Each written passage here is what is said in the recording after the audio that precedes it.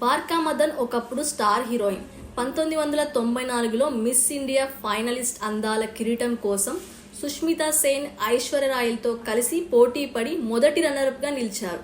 మలేషియాలో miss tourism ఇంటర్నేషనల్లో 3వ రన్నరప్గా నిలిచారు. సినిమా పరిశ్రమలో తనకంటూ ఓ ప్రత్యేక గుర్తింపు తెచ్చుకున్నారు. అందం, అభినయంతో ప్రేక్షకులను అలరించారు. స్టార్ హీరోలతో నటించి ప్రేక్షకులను మెప్పించారు. అప్పట్లో ఐశ్వర్యరాయ్, సుష్మితా సేన్ వంటి స్టార్లతో పోటీ పడ్డారు బార్కా. ఫెమినా మిస్ ఇండియా పోటీల్లో పాల్గొని కొద్దిలో టైటిల్ చేజార్చుకుంది. కానీ ఇండస్ట్రీలో మాత్రం వరుస అవకాశాలను అందుకుంటూ నటిగా తనకు తాను నిరూపించుకుంది. అయితే ఇప్పుడు ఉన్నట్లుండి బౌద్ధ సన్యాసిగా మారింది.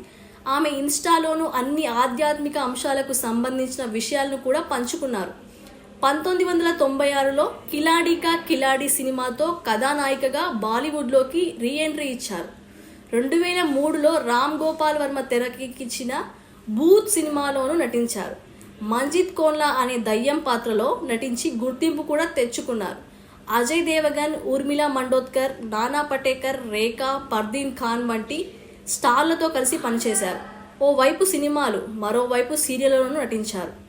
1857 క్రాంతితో సహా పలు టీవీ సీరియల్స్లో నటించింది. ఇందులో ఆమె రాణి లక్ష్మీబాయి పాత్రను పోషించింది. భూత్ తర్వాత బార్కాకు ఆమె కోరుకున్న పాత్రలు లభించకపోవడంతో బుల్లితెరపైకి రీ ఎంట్రీ ఇచ్చింది. సో 2005 నుంచి 2009 వరకు ప్రముఖ జీటీవీ షోతో సౌత్ ఫేరే సలోనికా సఫర్లో కనిపించింది. 2010లో నిర్మాతగా మారాలని నిర్ణయించుకుంది. ప్రతిభావంతురాలైన స్వతంత్ర చిత్ర నిర్మాతలను ప్రోత్సహించడానికి గోల్డెన్ గేట్ ఎల్ఎల్సీని ప్రారంభించింది. సోచ్లో సూర్కాబ్ అనే 2 చిత్రాలను నిర్మించి కానీ ఇప్పుడు ఉన్నట్లుండి సన్యాసిగా మారిపోయారు. బౌద్ధ మతాన్ని స్వీకరించిన తర్వాత గ్యాల్టెన్ స్టామెన్గా తను పేరు మార్చుకున్నారు. ప్రస్తుతం ఆమె పర్వతాలు, ఆశ్రమాల్లో తిరుగుతూ కనిపిస్తున్నారు. తన జీవితాంతం దలైలామాను అమితంగా అనుసరించిన బార్కా 2012లో బౌద్ధ మతాన్ని స్వీకరించాలని నిర్ణయించుకుంది. కానీ ఇప్పుడు ఆమె అనుకున్న పని జరిగింది.